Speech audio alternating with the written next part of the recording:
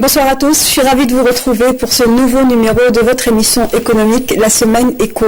Récemment, le Bureau national des études pour le développement rural a établi un certain nombre de données à l'issue donc d'une étude et il a estimé que les pouvoirs publics investissaient près de 46 milliards de dinars chaque année pour la filière lait. Une grande partie de cet investissement, de cet argent part pour produire la poche de lait de 25 dinars, le sachet de lait qui est subventionné, un sachet de lait qui est pas en totalement, mais en grande partie produit à base de poudre de lait. Alors au moment où les douanes nationales annoncent une baisse de la facture d'importation de la poudre de lait de l'ordre de 30%, en janvier 2016 par rapport à janvier de 2015, on se pose la question de savoir en parallèle de quelle manière l'État, via ses subventions, aide la production de la filière laitière, de quelle manière essaie-t-il de dynamiser et d'augmenter les rendements de la production de lait, puisque l'enjeu, in fine, c'est d'arriver à une autosuffisance, mais en tout cas, à importer moins de poudre de lait. C'est le débat qu'on propose de suivre ce soir et de faire avec vous, messieurs. Bonsoir et merci d'être avec nous. Monsieur Bouadis Miloud, vous êtes producteur laitier, éleveur de bétail et investisseur dans le secteur de la filière lait. Vous êtes dans la région de la Mitidja. Merci d'être avec nous. Monsieur Benchkour Mahmoud, bonsoir. Et merci d'avoir fait le déplacement depuis la wilaya d'Oran. Vous êtes éleveur de bétail, vous êtes producteur de lait, transformateur de lait et vous êtes, comme je le disais, vous évoluez, vous activez dans le secteur, dans la région d'Oran. Et monsieur Cherif Omari, vous représentez ici ce soir le ministère de l'Agriculture. Vous êtes le conseiller du ministre de l'Agriculture et du Développement rural et de la Pêche. Monsieur Cherif Omari, vous avez à ce propos intervenu dans le cadre d'un reportage réalisé par nos collègues de la rédaction du journal télévisé par rapport à la politique laitière. Énormément de choses sont consenties, notamment en termes de subventions pour accompagner les producteurs laitiers, pour accompagner les fermes intégrées qui sont en train d'être créées et surtout les mesures de soutien, car il y en a encore et toujours pour optimiser la production. On fait le tour de la question via ce reportage. Il est réalisé par Samia Barour. Dans l'objectif du renforcement et de développement de la filière lait en Algérie, des stratégies industrielles ont été adoptées par l'État au profit des professionnels de la filière en optimisant le dispositif de soutien. L'augmentation de la prime accordée à l'éleveur de 12 dinars à 14 dinars. Donc c'est une prime sanitaire pour essayer de les inciter à développer encore le système sanitaire et d'encadrement sanitaire de notre système d'élevage. Et 2 dinars, c'est l'effort des laiteries pour essayer, par mesure de solidarité aussi, d'inciter aussi nos éleveurs à développer leur production. La politique laitière repose entre autres sur la mise à niveau des systèmes d'élevage pour une meilleure productivité et encadrer les éleveurs, mais pas seulement. On est dans une démarche de construction de fermes, de grandes fermes intégrées, avec un nombre très important, avec une meilleure productivité. Et tout ça est accompagné par une mesure qui a été signée par monsieur le ministre de l'Agriculture à partir du 15 décembre passé. C'est pour la première fois, il y a des mesures de soutien pour accompagner et développer encore plus les cultures fourragères.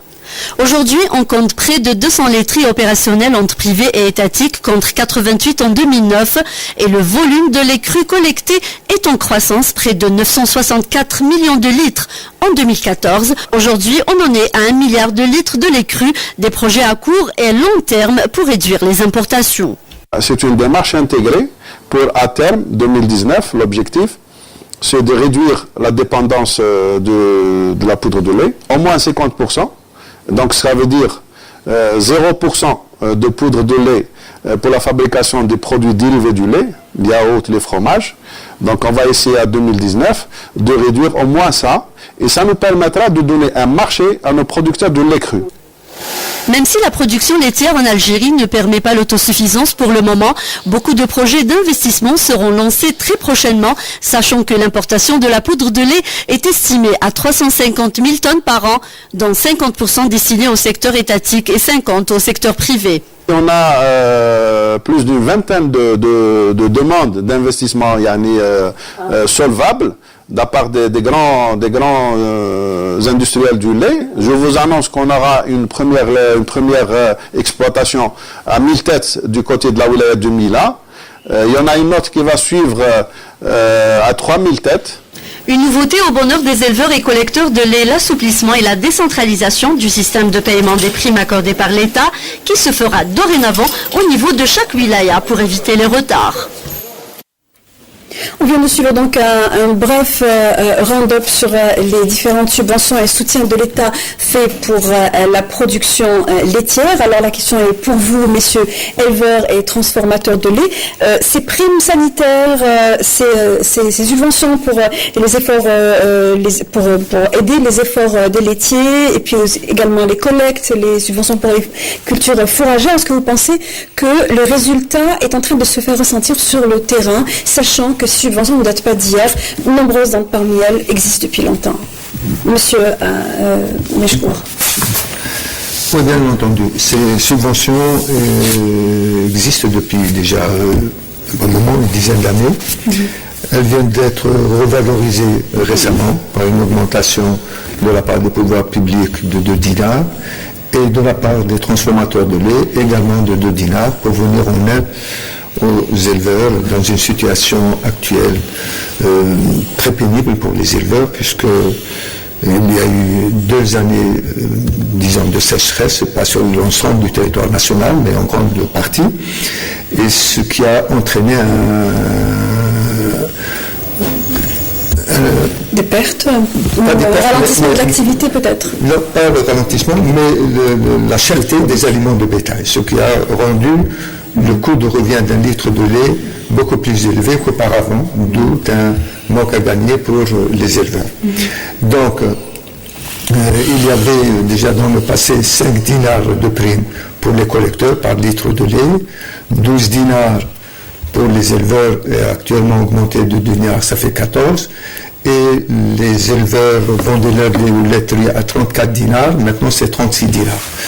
Ce qui fait pour les éleveurs l'ensemble, le prix du lait plus le soutien, ça ramène à 50 dinars le litre de lait. Ce n'est pas assez pour les éleveurs pour rentabiliser leur activité, mais il y a des mesures... Ils sont pas concurrentiels également, notamment par rapport à la poudre de lait, je reviendrai un peu plus tard, parce que ça c'est tout un autre aspect. Mais je dirais que ces aides ne sont pas suffisantes pour le moment, mais il y a des mesures qui ont été prises tout récemment concernant le soutien au fourrage. Alors 30% sur le coût des aliments fourragés, c'est très important à mon avis, et c'est très encourageant pour les éleveurs. Donc dans l'avenir, les perspectives sont très bonnes, surtout que les cultures fourragères ont été dans le passé le parent pauvre des cultures, des productions végétales dans leur ensemble, particulièrement les cultures céréalières. Et les nouvelles mesures annoncées par le ministère de l'Agriculture concernant l'irrigation des terres agricoles, à peu près, il y a une augmentation d'1 million d'hectares sur le territoire national, dont 200 à 250 000 qui seront réservés aux productions fourragères. Donc c'est tout un avenir, si je peux dire, en vert pour les éleveurs. Pour les subventions donc fourragères, un point positif, on rappelle à nos téléspectateurs que lorsqu'on parle de subventions aux terres fourragères, c'est-à-dire les terres qui vont produire l'aliment pour le bétail, donc ce qui est donc finalement la pierre angulaire, on va dire, de l'activité de production laitière. Votre point de vue, Monsieur Boadis, par rapport à ces subventions, sont-elles bénéfiques maintenant plus qu'avant? Bénéfiques maintenant, toujours elles ont été bénéfiques, mais moi je trouve que c'est vraiment très peu de choses. 2 dinars, c'est rien, le litre revient beaucoup plus cher que ça. L'éleveur, parce que l'éleveur, d'une façon générale, les gens qui font, les agriculteurs, si on ne leur donne pas quelque chose qui soit intéressant, gagner de l'argent pour leur travail, pour leur profession, ils vont finir par s'arrêter. 2 dinars, après de longues années, c'est vraiment très peu. Il faut vraiment revoir tout ça. Et ça va peut-être durer 5-6 ans pour qu'ils se rendent compte que ça, c'est peu.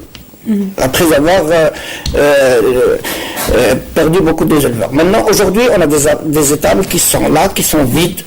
Les éleveurs n'arrivent plus à les peupler. L'alimentation. Vous parlez de quelle région? Parce que je parlais de la région d'Alger, c'est un petit peu normal. La région d'Alger, ça c'est une image de l'éleveur de façon générale, parce que la région d'Alger, ils peuvent plus. Et c'est des gens connu pour s'être énormément urbanisé, voilà. de moins en moins d'activités agricoles. C'est l'image de l'éleveur. Les cultures foragères coûtent très cher. En Europe, par exemple, l'herbe, elle est gratuite. Très peu d'éleveurs utilisent les aliments concentrés, les aliments sauf un ajout pour avoir une bonne ration. Sauf à l'échelle de la production industrielle également. Voilà. Et l'élevage, il y avait une dizaine d'années et plus, c'était l'utilisation de déchets de l'agriculture. La paille, les cultures foragères étaient en tête d'assolement pour à chaque fois changer les cultures sur la même parcelle, ça enrichissait le sol. Maintenant, c'est carrément, il faut consacrer un budget pour ça. On parle des corps de 1000 vaches, c'est très bien. Mais et les éleveurs qui ont 5 vaches, 10 vaches, les petites familles qui vivent de ça, les petites familles qui sont-elles, à votre avis, appelées à disparaître, justement? Est-ce que la production intensive est appelée peut-être à reprendre le dessus par rapport à l'ensemble des... Non, parce que c'est un plus. C'est un plus. Et il y en a beaucoup. Vous savez, une usine est alimentée pratiquement par 400-500 éleveurs. Si à chaque région il y a des transformations de lait, on fait une usine de 1000, ça ne marchera pas, ça. Oui. Ça marchera Alors, les pouvoirs publics ont mis un accent sur la subvention de la culture fourragère. Aujourd'hui, est-ce que c'est par rapport à une situation de déficit de terres fourragères que l'État veut, c'est en raison de cela que l'État veut aider et subventionner? Merci. Tout d'abord, on vous remercie de nous avoir accueillis aujourd'hui et du choix de la thématique d'actualité qui regarde l'ensemble des Algériens parce qu'il s'agit de la consommation d'un produit de base. Donc c'est la protéine animale dont l'État a toujours veillé à ce que ça soit disponible à la consommation. Donc aujourd'hui en Algérie, il faut dire que les rations de consommation des Algériens sont l'une des rations les plus élevées dans le monde, notamment dans les pays en développement. On est à peu près à 140 litres par habitant en Algérie, chose qui est assurée par an. Voilà, chaque Algérien il a la disponibilité de 140 litres. C'est énorme. C'est pour vous dire une référence, à l'OMS, à partir de 90 litres par an, c'est déjà par habitant, c'est déjà pas mal, à 90 litres, la ration de l'OMS. Pour aller subvenir correctement aux besoins alimentaires et nutritionnels de chaque être humain. Donc, cela reflète un petit peu les efforts consentis par l'État, notamment les investissements, le soutien, qui est très, très important. Et vous avez donné un chiffre au début. Donc, aujourd'hui, la filière lait, elle a été soutenue, comme ça a été bien rapporté par mes collègues, les professionnels, notamment à partir de 2009. À partir de 2009, dans le cadre du renouveau agricole et rural, on a vu qu'il y a eu vraiment une relance de la filière, un investissement très important et un soutien à la production et un soutien à la consommation. Pour rappeler, à partir de 2009, il y avait un soutien à la production laitière pour nos éleveurs à 12 dinars. Et il y a aussi les collecteurs, parce qu'il faut collecter ce lait, à 5 dinars. Et puis même nos industriels, public-privé, bénéficier d'une prime de 4 à 6 dinars pour les inciter à intégrer notamment la production locale. Donc vous voyez, c'est toute une filière complexe qui est en train de se mettre en place. Je rebondis ce qui vient d'être rapporté aujourd'hui, c'est que effectivement nos éleveurs de bovins laitiers, ils ont eu des difficultés notamment par rapport à l'aliment de bétail qui représente à peu près 80% du coût de revient du lait cru produit chez nous, d'où la sensibilité de cet aspect. Et donc, notamment à partir du mois d'août, mois de septembre, il y a eu des rencontres au niveau du ministère de l'Agriculture, encadrées par M. le ministre, et ces rencontres de concertation, d'écoute et de partage et de diagnostic, ils ont abouti pour la première fois pour la filière lait à une série de négociations. Donc il fallait mettre un cadre de négociation entre les éleveurs et entre les laiteries, parce qu'à la base c'est une opération économique, donc c'est une transaction économique. Le ministère il installe le cadre pour essayer de converger un petit peu, de trouver des éléments de réponse et d'apporter un peu les moyens de réponse à cette problématique. Mais au niveau du ministère, on est dans une stratégie, dans une conception d'avenir, on n'est pas dans le conjoncturel. C'est vrai, il y avait un problème du prix, il fallait, comme ça a été rapporté, essayer de soutenir, ne serait-ce que par solidarité, nos éleveurs. On va revenir pour le système qu'on a localement. Et donc, on a abouti à ces négociations où l'État a mis en place 2 dinars comme une prime sanitaire et les laiteries, ils ont apporté 2 dinars. Aujourd'hui, on peut dire que le litre de lait vendu par les éleveurs, il tourne autour de 50 dinars au minimum, 50 dinars assurés pour les éleveurs. Hein. Chaque éleveur, il a 50 dinars. Il est vrai, dans certaines régions, notamment dans les zones de montagne, ce qu'on appelle les systèmes d'élevage en hors-sol. Quand il y a une sécheresse, quand il y a une flambée des prix des aliments de bétail. La sécheresse a été évoquée par monsieur, est un élément qui a influé sur... Oui, parce que l'aliment de bétail, c'est à peu près 80% du coût de revient d'un litre du lait produit localement. Et nos éleveurs, ils se sont trouvés orientés vers le concentré beaucoup plus que le fourrage vert. Et c'est ça qui le concentré, c'est un aliment complémentaire, mais pour produire... naturel, on va dire. Enfin, il est naturel, mais c'est un complément. Mais la raison de base d'entretien, de production du lait, c'est le fourrage vert. Et tout ça explique un petit peu l'ensemble des dispositifs et l'ensemble des réponses qui ont été données et qui ont été validées par le gouvernement le 29 octobre passé, dans un cadre de CIM, et qui a donné pas mal de résultats, qui sont en train de donner des résultats auprès de nos éleveurs, auprès de nos professionnels. Si l'État a apporté une solution financière, donc en mettant... Non, il n'y a pas que de finance. Hein. Voilà. Pour ce qui est de... Je repose ma question. Est-ce qu'il y a un déficit en terres fourragères aujourd'hui? Est-ce que, quand bien même il y a une subvention, est-ce qu'aujourd'hui les éleveurs ne vont pas être dans la difficulté de trouver soit des agriculteurs ou bien eux-mêmes avoir des terres pour pouvoir cultiver le fourrage? Est-ce que le problème peut se poser ailleurs? Je peux vous donner quelques éléments d'information et ensuite on va en débattre encore. Et ça vient d'être rappelé aussi, c'est que l'ensemble des réponses, c'est des réponses intégrées. Et c'est des réponses qui ont été développées dans un cadre de diagnostic partagé avec les privés, avec les éleveurs, avec les laiteries. Donc le ministère, première l'urgence, c'était un petit peu le soutien du sang, c'est-à-dire le sang, les issues de meunerie. Il y avait un problème, nos éleveurs, et ils avaient des problèmes pour accéder à ce produit qui est un aliment de concentré. Il y a une première décision le 30 septembre de mettre à la disposition de nos éleveurs auprès de minoteries à un prix taxe, à 1500 dinars. Il y avait d'autres éléments de réponse, et là je reviens pour relancer un peu les cultures fourragères, puisque la base de notre problème en Algérie, c'est les cultures fourragères. Il y a un déficit de cultures fourragères. D'où il y a une disposition à partir du 15 décembre. C'est une première dans la politique agricole, où le ministre il a mis en place une circulaire pour soutenir et pour booster les cultures fourragères chez nous. Et on va y revenir aussi pour l'histoire des semences, parce qu'on a constaté qu'on n'a pas assez de semences. Donc l'Office interprofessionnel des céréales, l'OAIC, maintenant il est mandaté pour importer de la semence et pour mettre ça à disposition de nos producteurs. On parlera de la semence un peu plus tard, justement. Aujourd'hui, est-ce qu'il y a un déficit constaté en terres fourragères?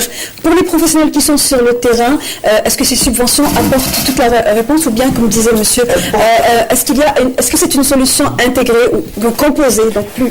Le problème pour les éleveurs, c'est l'alimentation. Comme il l'a dit monsieur, elle représente 85-90% du prix de revient du litre de lait. Si on agit, et c'est très bien que le ministère s'est penché de ce côté-là. C'est vraiment très bien, il était temps qu'on s'y penche.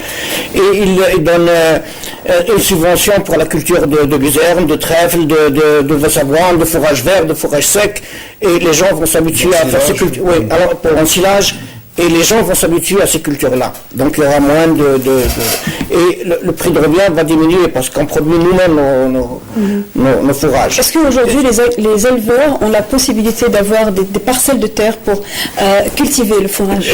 Elles ont les parcelles de terre qu'elles occupent aujourd'hui. Il n'y a pas eu de nouvelles parcelles de terre distribuées pour les éleveurs. Non, il n'y en a pas. Pour le moment, non. Mais peut-être dans le sud, peut-être le jour où ils mettront le programme d'1 million d'hectares dans le sud, ça va aller peut-être très vite. Mais pour le moment, les gens, ils ont leur terre. Sinon, ils louent. Moi, par exemple, je fais en hors-sol. J'achète tout. pratiquement tout, le foin, la paille, le concentré. Ce qui revient plus cher. Évidemment, ce qui revient plus cher. Monsieur Bouchkour ? Oui. La situation, elle se présente comme suit. Dans le nord, les terres sont occupées, soit par des maraîchers, soit par des céréaliers, soit par des arboriculteurs, soit par des éleveurs. Mais dans la filière lait, 80 à 90%, ce sont des éleveurs hors sol. Ils n'ont pas de terre, ils achètent tout sur le marché. Mais comme on vient de le dire, l'alimentation fourragère, ou l'alimentation d'une manière générale, des bovins laitiers, des bovins d'une manière générale, oui.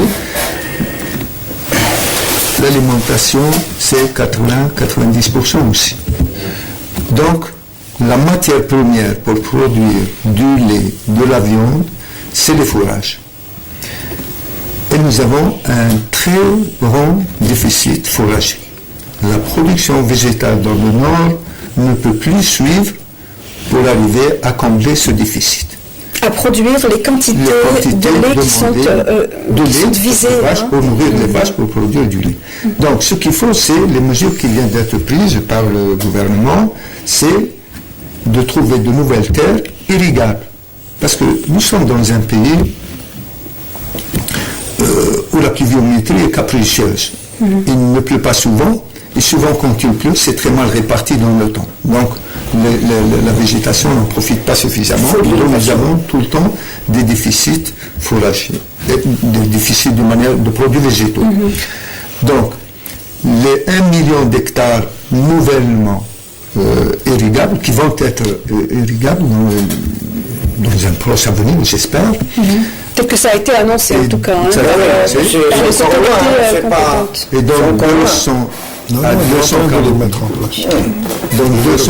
à 240 000 vont être réservés exclusivement en production fourragère. La matière première pour produire du lait, c'est justement ces fourrages qui manquent. Si on arrive à avoir les 240 ou 200 000 hectares de culture fourragère, ça veut dire que nous allons avoir notre matière première pour produire du lait. Tout à l'heure, on a parlé des concentrés, d'aliments complémentaires. Ces concentrés sont produits à base de céréales. Et ces céréales sont importées. Donc c'est aussi une sortie de devise. C'est la même chose comme si on importait de la poudre de lait. Donc il faut vraiment faire la différence pour savoir où est-ce qu'on va.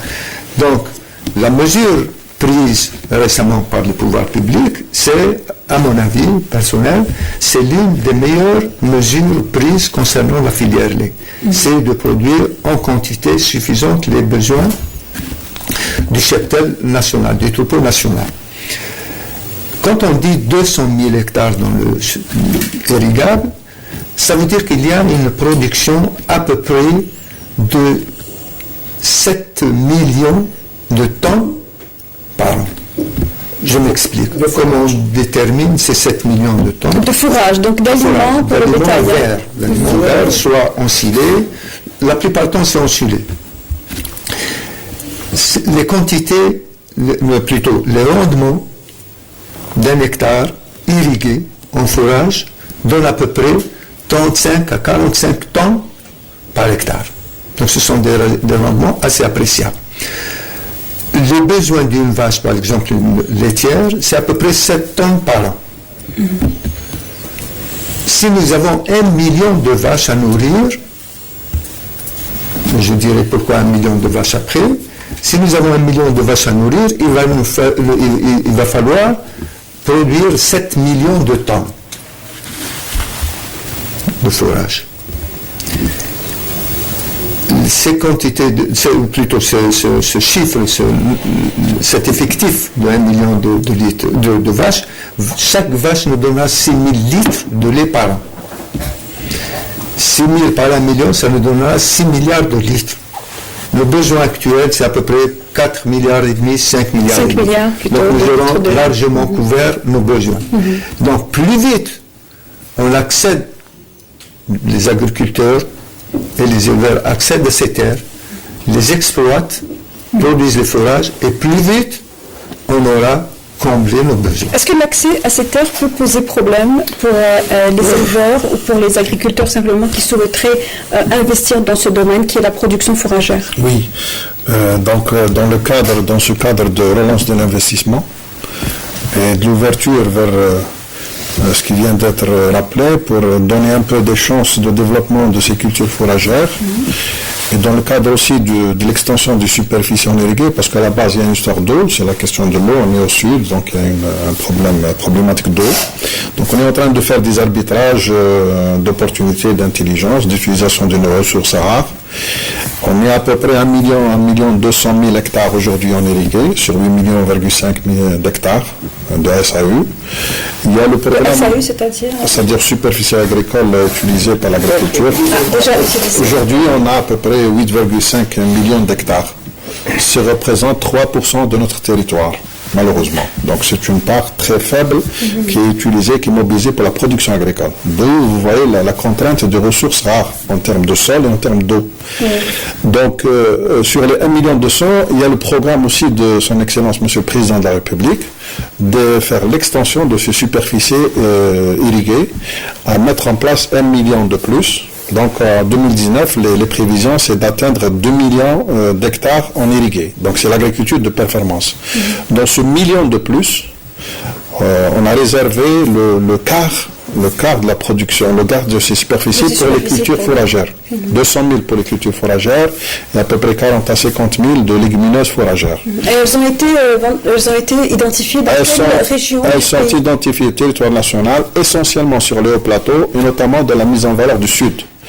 Et dans ce cadre-là, on est en train de rationaliser même l'utilisation de la ressource rare, parce qu'il faut dire qu'on a un système céréalier qu'on utilise aujourd'hui qui tourne autour de 6 millions d'hectares. Dans les 6 millions d'hectares, on est obligé de laisser en jachère à peu près 3 millions d'hectares chaque année au repos. Donc on est en train de revoir comment rationaliser l'utilisation de cette ressource et pour essayer de voir des rotations, des systèmes de rotation d'assolement pour intégrer dans ces rotations les cultures fourragères. Donc ça s'inscrit dans un cadre de rationalisation de l'utilisation de la ressource. Et aujourd'hui, il faut dire qu'on a pas mal de projets d'investissement, notamment des industriels et de grands éleveurs qui s'intègrent dans cette démarche d'investissement. On a recensé plus d'une vingtaine de grands projets, des fermes intégrées, avec un nombre très élevé. Et je reviens pour l'existant aujourd'hui. Il faut dire qu'on a un système d'élevage aujourd'hui en Algérie, chez nous. C'est un système extensif. On a étudié le problème parce que c'est un système beaucoup plus orienté, localisé, vivrier, on va dire, et qui n'arrive pas à nous faire réduire cette poudre de lait qui est importée. D'où l'État s'est retrouvé obligé d'importer de la poudre de lait pour subvenir à un besoin de 40 millions d'habitants. Alors, le système d'élevage qu'on a aujourd'hui, il faut le mettre à niveau. On est en train de donner des éléments de réponse pour le mettre à niveau, pour améliorer la conduite des élevages, améliorer la sécurité sanitaire ou la couverture sanitaire et mettre en place en parallèle un système intégré, un système intensif à travers ces investissements privés avec des partenaires privés publics, privés orientés. Donc éleveurs, producteurs et transformateurs de lait. De boucle, il y a des triangulations qui sont en train de se mettre en place. M. Bichoukour, il est bien placé pour nous dire ces triangulations entre les éleveurs, entre les producteurs de fourrage et entre les laiteries. Ça fonctionne très très bien entre privés. Alors justement, quel est le niveau d'intégration de ce qui est produit dans les laiteries par rapport à la transformation des produits laitiers aujourd'hui? Est-ce que les agriculteurs, les éleveurs, les petits éleveurs arrivent aussi à avoir des conventions en termes clairs, avoir des contrats, des conventions avec des grands transformateurs? Oui, ça existe. Ils ont mis des centres de collecte. L'éleveur n'a pas besoin d'aller très loin pour livrer son lait. Sinon, il y a même de petits véhicules qui se déplacent carrément dans les fermes et prennent le lait. Ça existe, ça. Il faut peut-être développer. Mais tout ce qu'ils disent, monsieur, c'est très bien. C'est formidable. Mais c'est loin. C'est-à-dire? C'est loin, dans le fond, c'est loin. Quand est-ce que ça va démarrer? Quand est-ce que ça commence? Et puis les gens qui sont sur place dans les hauts plateaux, dans le nord, qui sont sur place, le social, on n'en parle pas. Un bonhomme qui a 10 vaches, 15 vaches qui se développent petit à petit. On en parle pas par rapport à ces petits éleveurs. Ces petits éleveurs, comment ils vont être engloutis? Comment ils vont se développer? qui c'est qui va leur donner ces petites terres pour qu'ils fassent eux-mêmes sinon ils l'achètent, eux-mêmes leurs produits, leurs aliments. Ça c'est dans un cadre global, développé. Écoutez, ça fait un petit peu continuer. Oui. Voilà. Ce que je voulais dire, c'est qu'il y a des éleveurs qui n'arrivent pas à tenir aujourd'hui, il y a des éleveurs de l'activité. Aujourd'hui, oui, il y a des éleveurs et qui vont pas tenir d'ici quelques années. Il faudrait, je pense. Ça, c'est le long terme, c'est la politique globale du gouvernement, du ministre. C'est très bien, c'est vraiment très bien étudié pour l'avenir, mais il y a des impératifs actuels. Et il y a des gens qui vivent comme ça. Il ne faut pas voir Alger, il faut voir les régions à l'intérieur du pays, les régions montagneuses, les petites cultures ouvrières, avec les 10 litres par vache, les 15 litres par vache qu'ils produisent, c'est de ça qu'ils vivent. Mais justement, qu'est-ce qui peut être fait de la même manière que ça a été fait pour les grandes fermes intégrées ou les activités intégrées? Qu'est-ce qui peut être fait pour ces petits éleveurs qui ne vivent que de l'élevage et de l'élevage? Il faudrait penser à eux. Il faudrait les faire intégrer dans le système. Il faudrait, je ne sais pas moi, créer une dynamique, une intelligence pour que ces gens-là ne se sentent pas mis à l'écart. Monsieur, je crois que votre point de vue sur la question, sur le fait d'intégrer les petits éleveurs parce qu'ils sont nombreux et qu'ils font également partie du tissu économique de la filière lait. Ce sont les plus importants. Il y en a beaucoup. Ce sont généralement des entreprises familiales qui ne comptent pas beaucoup de travailleurs, mais... Dans l'activité de la production laitière chez ces petits élevages, c'est une activité parallèle. Ils ont une autre activité. Et ils s'appuient sur la production laitière pour avoir une rente permanente. L'activité... l'aide qu'on pourrait apporter à ces gens-là, c'est la disponibilité de l'aliment pour amoindrir leurs difficultés. Parce qu'aujourd'hui, dans nos élevages, c'est comme au sein d'une famille. On s'approvisionne quotidiennement. Tous les jours, on va au marché pour acheter les fourrages, pour nourrir les bêtes. Ça, c'est une chose qui n'existe nulle part que chez nous. Les aliments du bétail doivent être stockés pour l'année, pour que le régime alimentaire des animaux ne change pas. Parce que chaque fois qu'on change de régime alimentaire, il y a des perturbations au niveau des animaux, au niveau des productrices, et ça provoque des diminutions de production, et la reprise est difficile par la suite. Est-ce que ce rythme d'alimentation au jour le jour ne se trouve que dans les petites fermes ou bien dans l'ensemble des fermes de production laitière? C'est général. Pourquoi? Parce que, comme j'ai dit tout à l'heure, le déficit fourrager est énorme. Il est tellement important que tout le monde est en difficulté. Donc il pousse les producteurs à apparaître au jour le jour. Voilà, apparaître le jour le jour. Donc, les gens les mieux lotis, ce sont ceux qui ont des disponibilités financières qui peuvent stocker à une certaine période de l'année. Par exemple, je prends les paves. Au moment de la récolte des céréales, les gens qui ont des moyens financiers stockent des quantités correspondant à leurs besoins.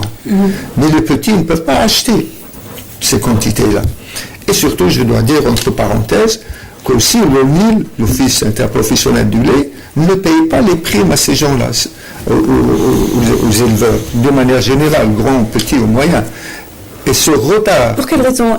Vous voulez dire qu'elle paie un retard? Voilà. Oui, c'est un retard. Je viendrai après. Ce retard, qu'est-ce qu'il provoque? Il provoque un déséquilibre financier dans la trésorerie de ces gens-là, et ils ne peuvent pas stocker. En quelque sorte, dans la situation actuelle de la commercialisation du lait par les éleveurs, ils vendent une partie de leur lait à terme, puisqu'ils ne sont pas payés le jour ou à la fin du mois. Donc cette vente à terme provoque des distorsions dans la trésorerie, et au moment opportun pour s'approvisionner et stocker, ils n'ont pas assez d'argent. Donc ils ne stockent pas. Ça, c'est une chose qui ne doit plus exister, que l'éleveur, à la fin du mois, doit toucher la totalité de son argent. Soit la prime qui est accordée par les pouvoirs publics, soit le montant de la valeur du lait que doit payer la laiterie. Ça, il faut absolument que... Et c'est un problème qui est décrié depuis des années. Pas seulement l'ONU, mais l'ensemble des subventions qui sont accordées ne sont versées que très tard. Les agriculteurs et les producteurs de lait en souffrent. Effectivement, ce qui vient d'être rappelé, quand on a observé ce système de fonctionnement du système, c'est un système très lourd qui a été monté, ça fait 4-5 ans. Les solutions, ils sont là et on est dans l'actualité, on n'est pas dans le loin comme ça a été apporté. Le paquet des mesures d'intervention, c'est des mesures de court terme d'urgence. Je reviens pour le Nil. Les mesures qui ont été prises par M. le ministre, et à partir du début avril, tout le système de contrôle de paiement est décentralisé au niveau du wilaya. C'est les DSA qui vont encadrer ces opérations. Parce qu'avant, c'était centralisé effectivement au niveau de l'ONU, il y avait des dossiers qui remontaient un peu au niveau du ministère. Et c'est vrai, il faut dire qu'on a à peu près 40 000 éleveurs qui sont de petits éleveurs, que vous avez rappelé tout à l'heure, qui sont intégrés dans le système de collecte avec le Nil, avec des éleveurs. Chaque laiterie a là derrière un nombre important. Je vous donne un exemple. Le leader aujourd'hui en Algérie, le plus grand aujourd'hui, il a 4000 éleveurs derrière et qui collectent sur 25 wilayas. Donc c'est très important. Dans les mesures d'urgence pour ce système... Qu'est-ce qui est fait pour que les éleveurs puissent percevoir leur argent en temps voulu, justement? Alors, on a donné, les instructions sont données pour accélérer parce qu'il y a un contrôle, il y a du trafic à l'intérieur, il y a des comportements. Heureusement que ce n'est pas généralisé, mais c'est des comportements des intervenants à l'intérieur de par tout le monde. Donc il y a des deniers de l'État, il faut veiller à ce que les deniers de l'État arrivent à leurs personnes ciblées, aux éleveurs, aux collecteurs, aux véritables laiteries. Il y a certaines pratiques, on est en train de veiller pour rationaliser l'utilisation des biens de l'État, et c'est pour cela qu'on a revu tout le système de contrôle et de paiement. Maintenant, c'est décentralisé au niveau du wilaya, avec l'intégration aussi de l'interprofession qui doit participer dans le processus de contrôle et de paiement. Donc, c'est une nouvelle approche participative. Voilà, on est en train d'appliquer les mesures d'urgence pour nos petits éleveurs, parce que c'est ça le drame de notre système d'élevage. C'est un système d'élevage très réduit, extensif, qui ne donne pas assez de production. Parce que le nombre de têtes par système d'élevage il est très réduit, vient d'être rappelé. La productivité par vache, elle est faible. Et donc, c'est un système qui ne pourra pas donner des éléments de réponse dans un cadre global de réduction de la dépendance. Donc, pour permettre, il faut maintenir ce système, il faut le renforcer. Il faut donner des éléments de réponse pour le mettre à niveau. C'est pour cela qu'on a rapidement libéré le sang, c'est pour maintenir un peu les choses. On a ouvert aussi les moyens de financement. La CERAMA, elle est impliquée pour accélérer l'ERFIG, les crédits de campagne, et pour permettre, quand il y a un problème d'aliments sur le marché, d'acheter rapidement et de donner des éléments de réponse. Et en parallèle, c'est deux choses systémiques. On maintient notre système, on le met à niveau, mais il faut lancer un autre système intensif qui va faire la différence. Ce système intensif, il est basé sur les grands investissements. Donc c'est des professionnels, c'est des laiteries, c'est des grands éleveurs, et dans le cadre d'extension de superficie pour les mettre à niveau, on a commencé déjà. C'est pas quelque chose qui est projeté. On est en train de réaliser. J'ai dit que le mois d'avril prochain, la première, elle va démarrer, Inch'Allah, à partir de 1000 à 6000 têtes. J'ai reçu la semaine passée une grande, pour ne pas la citer, un des grands transformateurs du lait. Et il va mettre aussi l'une des premières, c'est 3000 têtes. Et il y avait une annonce lors de la visite de M. le Premier ministre à Mostaganem. Il y a un privé qui commence à lancer pour 20 000 têtes son projet. Il est en train de mettre en place. Mais il faut rappeler que mettre 1000 têtes, c'est des systèmes d'élevage intensifs qui demandent beaucoup de technicité, beaucoup de capacité managériale, beaucoup d'aliments. Et l'aliment, c'est la mise en valeur. Non. En attendant que... ce qu'on importe aujourd'hui, on a un souci pour lancer notre système de fourrage, c'est la semence. Donc la semence, l'OAIC va booster le système, mais entre autres, il faut mettre en parallèle un système de multiplication. On a nos instituts techniques des grandes cultures, on a des professionnels privés. Demain, on aura un atelier avec un privé sur la semence de la luzerne. On a des ressources aussi autochtones, nos propres ressources phytogénétiques. On est en train de les valoriser avec nos chercheurs d'université. Donc, toute une démarche intégrée. Pour les semences.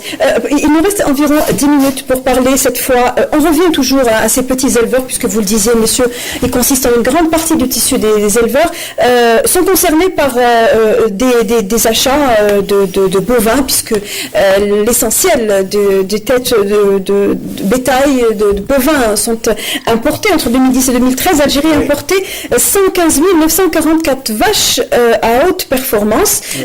Le cheptel bovin laitier est estimé à 1 600 000 têtes. Est-ce que ce cheptel importé depuis 2010 à maintenant a apporté des résultats? Il a apporté des résultats. Il aurait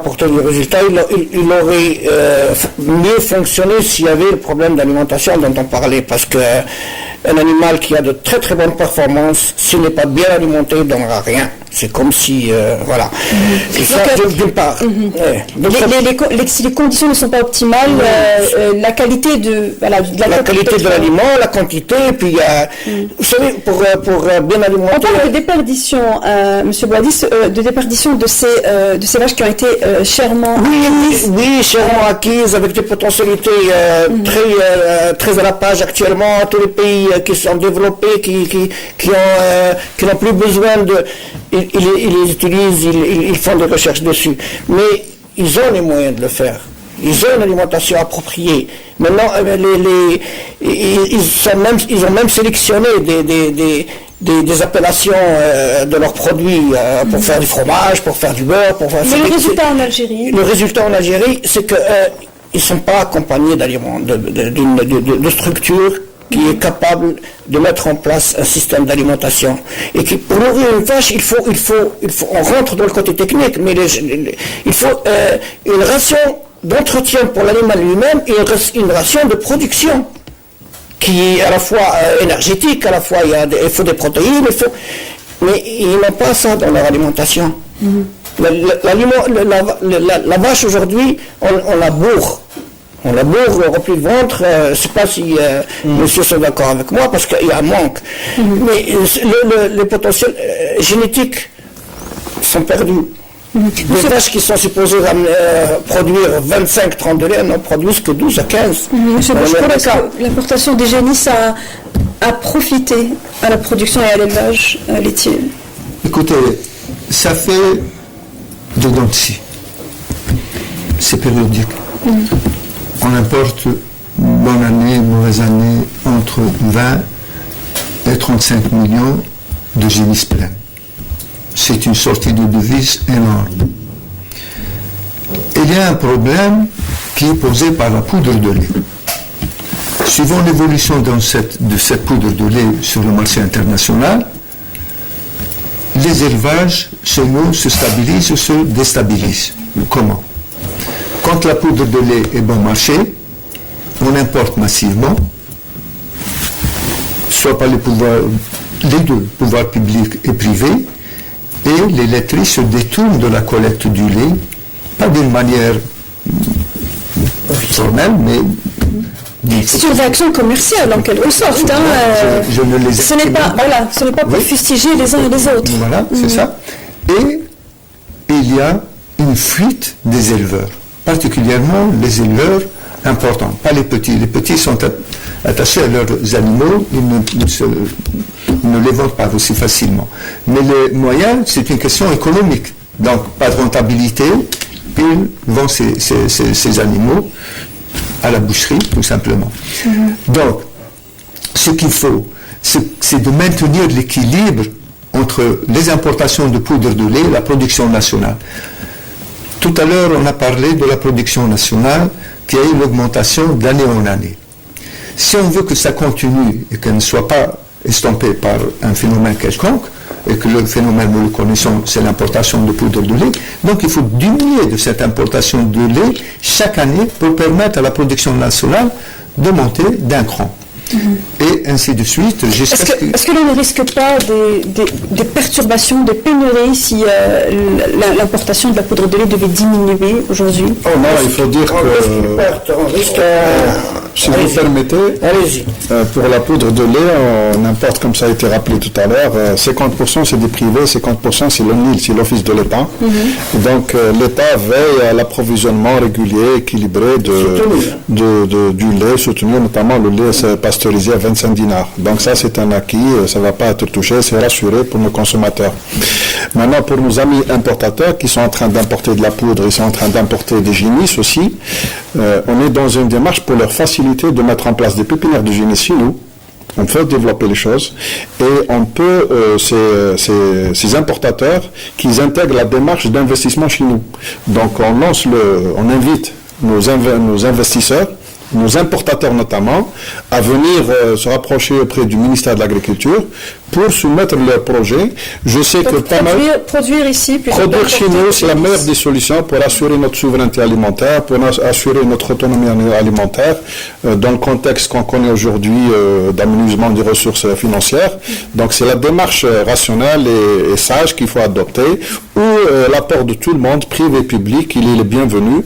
Donc on invite les investisseurs, on invite notamment les importateurs qui ont des capacités, un savoir-faire, à mettre en place des élevages aussi de génisses, de pépinières, et à investir dans les cultures fourragères, et beaucoup plus mettre en place des projets intégrés. Donc laiterie, fourrage, élevage. Parallèlement à cela, il est question de la part de certains représentants d'interprofessionnels de lait qu'il y existe un trafic de vente de génisses qui sont importés en partie par les pouvoirs publics, qui traversent les frontières, qui sont donc vendus à nos voisins. Est-ce que c'est un problème qui existe et quelle envergure pensez-vous? Aujourd'hui, ça n'existe pas. Ça n'existe pas. Nos frontières sont très bien gardées.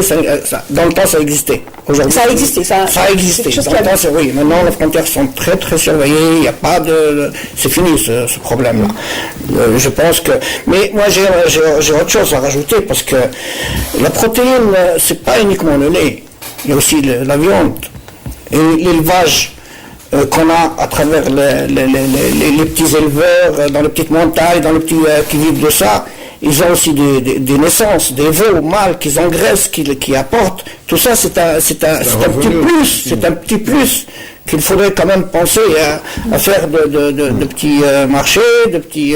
Il faudrait que des engraissements, parce que l'éleveur, s'il n'arrive pas à acheter les besoins pour ses vaches, il est obligé de vendre son veau qui est encore très jeune. Pourquoi il n'en profiterait pas?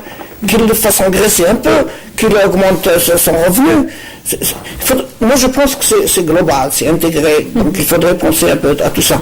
Des centres d'engraissement sur place, pourquoi pas, par région, je sais pas moi, par Ouléa. Et l'apport en protéines pour la population est important aussi dans ce cas-là. On parle des besoins en lait à 140, alors que les normes en est 180. Non, c'est des consommations réelles. Ça, les Algériens, c'est des acquis. Ils sont à 140 litres. Ce qui est disponible sur le marché aujourd'hui, c'est 140 litres pour chaque Algérien. Ça, c'est un acquis grâce au soutien de l'État, grâce aux efforts de nos éleveurs, de nos transformateurs. Mais ce sont les quantités, ça va, mais est-ce que la qualité, en termes de normes de qualité, existe? En tous les cas, la qualité pour les laiteries, elle est surveillée. Il y a un système de surveillance de ces qualités, un système de surveillance de ces laiteries. Et c'est pour cela, d'ailleurs, ça explique un petit peu le 10 dinars de la prime sanitaire. C'est pour encore consolider cette qualité du lait. C'est pour améliorer la couverture sanitaire de nos systèmes d'élevage, d'identifier notre cheptel et d'améliorer la conduite et beaucoup plus l'organisation des acteurs.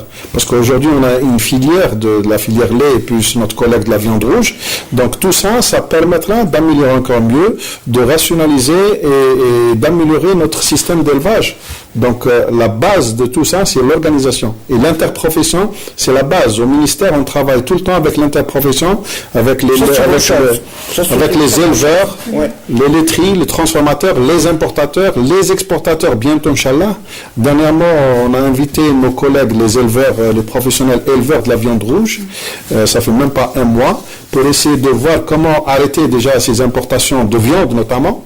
Bon, on importe les génisses, c'est bien parce que c'est des facteurs de production, mais au moins arrêter l'importation des produits finis. Parce qu'on a un potentiel chez nous, il s'agit de le mettre ensemble d'une manière cohérente, avec une approche participative et partagée, pour mettre en place un système d'élevage innovant et qui va à terme, normalement, nous permettre de réduire notre dépendance et notre fragilité par rapport à ce produit de base. Encore quelques secondes pour finir avec vous, M. Bouchko, par rapport à cet élément de gestion des génisses qui sont importés et l'optimisation du rendement des génisses, de la production de lait. C'est une question de stabilité. Et cette stabilité, c'est la disponibilité des aliments de bétail dans leur ensemble. Si nous avons des aliments disponibles, aucun éleveur ne vendra sa génisse à la boucherie. Aucun éleveur ne ce qui est en train d'être fait actuellement. Absolument. Aucun éleveur ne vendra sa génisse en dehors des frontières. Vendre sa génisse au boucher. C'est vital, hein. C'est pas une pratique, non. C'est pas une pratique actuelle générale, mais dans les situations difficiles, c'est ce qui se passe. Quand on n'a pas de quoi nourrir son cheptel, eh bien, on vend à la boucherie. C'est dans l'ensemble de l'élevage bovin, ovin, caprin, camelin, l'ensemble des ruminants, il faut produire les quantités fourragères Il y a le sud aussi qui sont en train de produire. C'est ça la stabilité de nos élevages. Et là, on aura notre approvisionnement en lait, en viande, en peau pour la transformation, pour les chaussures, pour les vêtements. C'est une richesse inestimable, l'élevage. Et pour vous dire quelle est l'importance de notre déficit fourrager, dans tous les pays où l'élevage est développé, que ce soit aux États-Unis, en Europe, au Canada, 50% de la SAI, la superficie agricole utile, est réservée au fourrage ou aux prairies. Chez nous, ça n'existe pas. On pense encore que les vaches peuvent aller paître dans les champs, dans le résidu des céréales. Ce qui n'est pas une solution en soi, ce qui n'est pas une solution pérenne, en tout cas, pour produire. Nos animaux vivent de n'importe quoi. Souvent, on voit des vaches paître dans les décharges publiques pour consommer n'importe quoi. Peut-être pour la région du Nord, cela peut arriver. Non, il faut dire qu'il y a des éléments de réponse qui sont en train de se mettre en place. Et M. Bouchakour, il est un des acteurs au niveau du Sud, à Mniha par exemple, le Sud. Aujourd'hui, il y a une quantité très importante de fourrage ensilé, enrubanné, qui est en train de se mettre à disposition de nos éleveurs. Ça, c'est des solutions qu'on est en train d'encourager et on est en train de soutenir ces démarches-là dans un cadre concerté et avec des triangulations éleveurs, laiteries et agriculteurs, producteurs de fourrage. Donc ça commence à donner de bons résultats. Et lui-même, il vient de m'informer que cette année, ça a été une très bonne année, et tant mieux, parce que ça coïncide avec la mise en place d'un dispositif de soutien, et j'espère qu'à terme, en 2019, on pourra au moins réduire à 50% la quantité de poudre importée, ne serait-ce que pour, comme ça a été dit, produire des dérivés du lait à base de lait cru, et ça va donner un marché pour nos éleveurs, et ça va encourager encore plus nos éleveurs, et quand ils vont augmenter, quand ils vont intensifier et réduire les coûts de production, ils n'auront même pas besoin de soutien. Donc ça devient de la performance du système d'élevage qu'on est en train de développer, qu'on est en train de mettre en place avec un encadrement judicieux, intelligent, sur tous les niveaux et avec une organisation performante qui pourra accompagner cette politique. En espérant qu'un jour, les Algériens consommeront des poches de lait à 100% produits local, puisqu'on parle de production locale, production de lait cru et moins de production d'importation de poudre de lait. J'espère que ce débat vous a renseigné et notamment renseigné les professionnels de la filière lait sur cette démarche intégrée engagée par les pouvoirs publics qui, on l'espère en tout cas, de notre point de vue, nous journalistes, donnera du résultat dans le moyen terme. Monsieur Chelif Armaï, je rappelle que vous êtes le conseiller du ministre de l'Agriculture. Merci d'avoir accepté notre invitation. Monsieur Bouchkour Mahmoud, merci d'être venu, d'avoir fait le déplacement depuis la wilaya d'Oran. Je rappelle que vous êtes éleveur, producteur et transformateur de lait. Merci Monsieur Bouadis d'avoir fait le déplacement également pour participer à cette émission. Merci. Je rappelle que vous êtes également éleveur de bétail et producteur de lait. Merci à vous de nous avoir suivis. Et importateur également. On espère vous revoir bientôt. Merci à vous de nous avoir suivis jusqu'au bout pour ce thème d'émission. La semaine prochaine, ce sera une nouvelle thématique liée à l'actualité économique. Pour ceux qui voudraient revoir l'émission, c'est à partir de demain. La rediff est à partir de 11h. Très bonne soirée à tous. À bientôt. Merci.